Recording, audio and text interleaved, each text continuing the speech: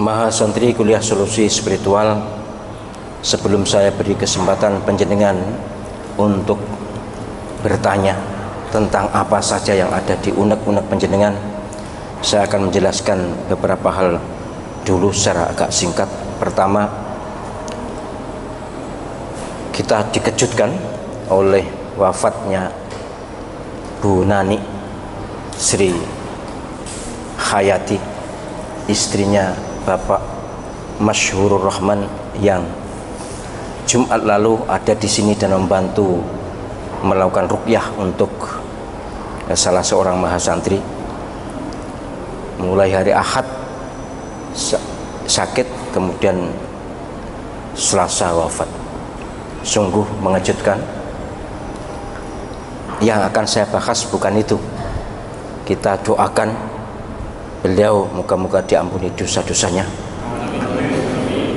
diterima amal baiknya, dan menjadi penghuni surga. Amin ya rabbal alamin.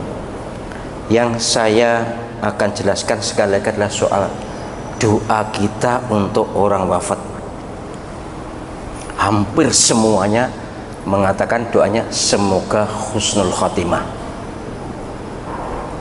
Itu doa yang benar doanya, tapi salah tempatnya, salah mongso, salah waktu. Husnul khotimah itu adalah akhir hidup seseorang.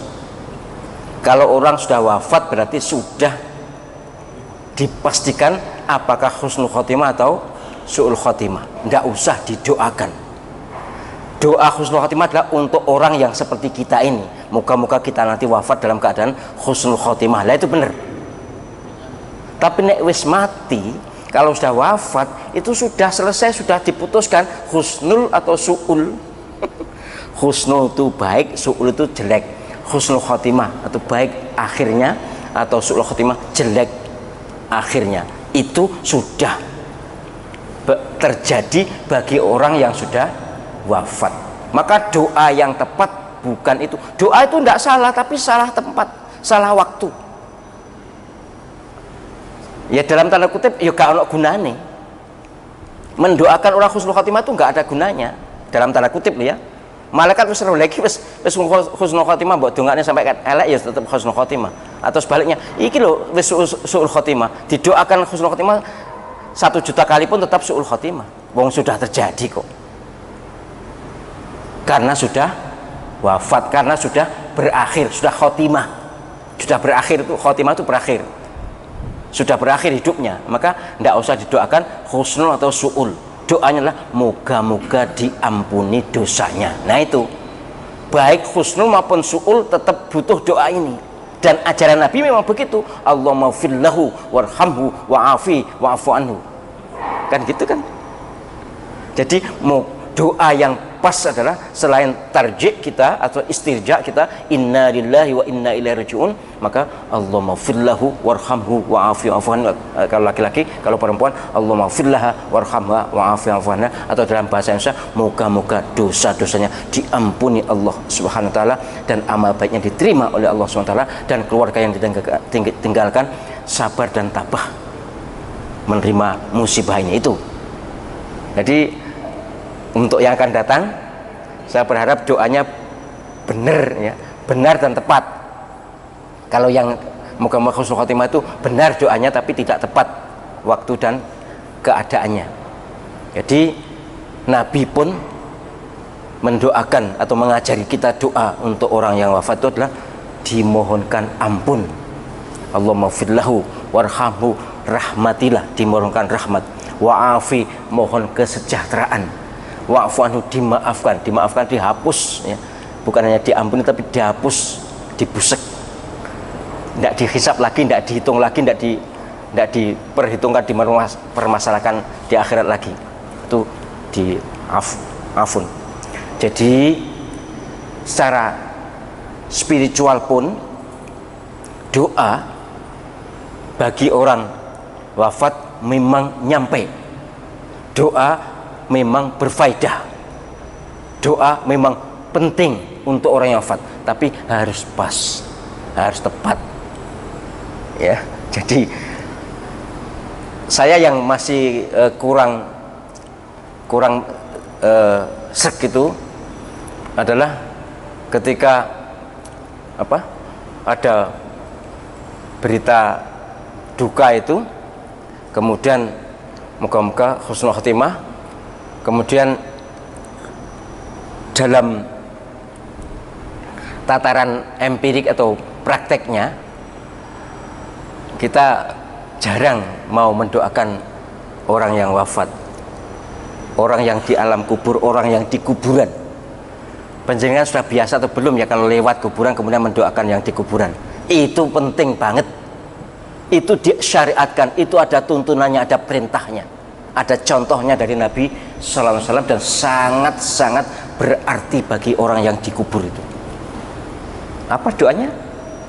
Assalamualaikum ahlad diyari minal muslimin wal mu'minin wa inna insyaallah bikum lahiqun. Atau kalau nggak bisa ya assalamualaikum warahmatullahi wabarakatuh. Kemudian Allahumma fir lahum warhamhum wa'afihim wa'fanhum. Mengapa? Karena banyak. Kalau ada yang di situ ada yang non muslim ya sudahlah, itu di luar pengetahuan kita. Yang kita doakan yang muslim. Asal bukan kuburan non muslim, umumnya kuburan itu dihuni oleh saudara kita kaum muslimin. Itu saya kurang merasakan adanya kebiasaan itu.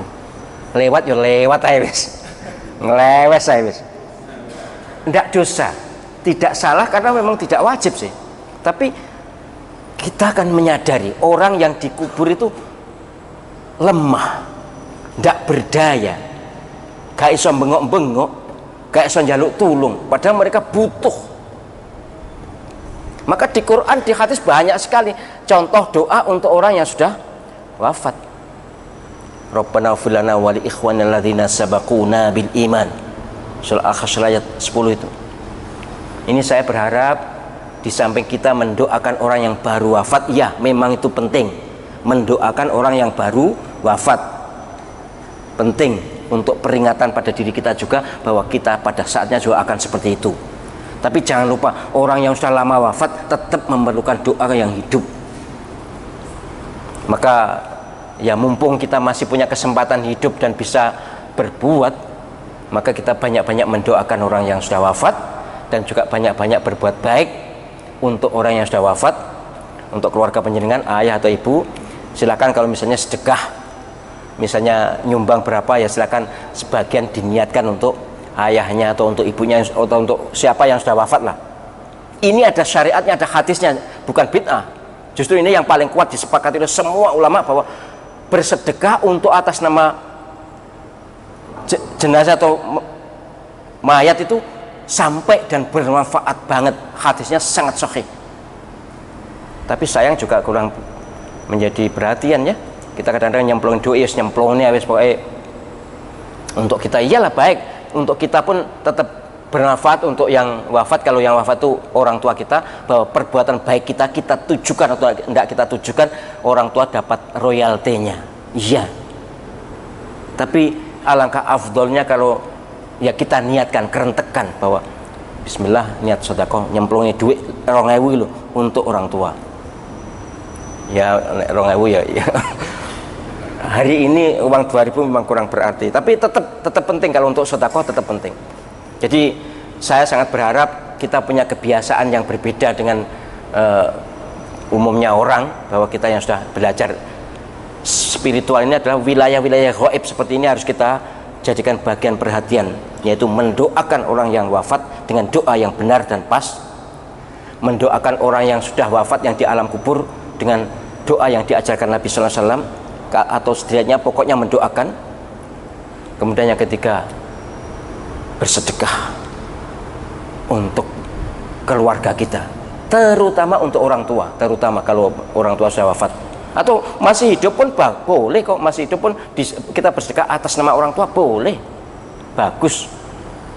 Tunggu, jadi supaya menjadi sunnah hasanah, tuntunan yang baik untuk kita dan generasi yang akan datang kita nanti, sehingga kebiasaan baik yang berdimensi spiritual ini, yang berdimensi gaib ini menjadi perhatian kita juga.